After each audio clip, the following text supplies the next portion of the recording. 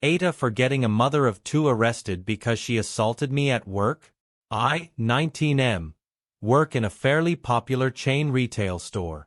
Everything started about 3 days ago when I was working the closing shift. One thing to note about our store is that if an item is not in stock, the customer can ask us to order the item to any branch of their choosing, to be delivered for the next day. The woman in question walked through the doors about 2 minutes before we were closing and walked straight to the register where I was working. She looked quite rushed and started explaining that she was here to collect an order she had placed.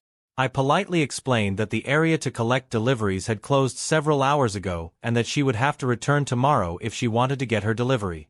She began pleading and explained that she had been too busy taking care of her children, who were with her, to come and pick her order up. I explained that the delivery area had its own separate staff and anyone with access to the room had already left the building. She seemed frustrated by this response but left with her children. Since I was already scheduled to be working the following day, I knew I would have to deal with the woman and was dreading having them return to the store, as not only was she condescending and rude, but her children were quite loud and energetic and knocked over a lot of shit which I had to clean up. The following day I was about halfway through my shift when the woman walked up to my register and placed a candle on the counter, which I rung her up for, and then she started demanding that I track her order as she went up to the collections area, and they were unable to find the parcel. I checked the system and noticed that the order was placed over a month ago, so I told her that because she had not picked up her order within the 14-day window, the order had likely been sent back to the warehouse. She flew off the handle saying it was all my fault and if I had just let her get the parcel yesterday, everything would have been fine. I tried to explain that the parcel would have already been sent back weeks ago, but before I could even finish my sentence she picked up the candle and threw it at me. It was one of those candles in a glass jar, and it hit me in the temple and smashed to the ground, and I ended up falling and hitting my head on the wall behind me.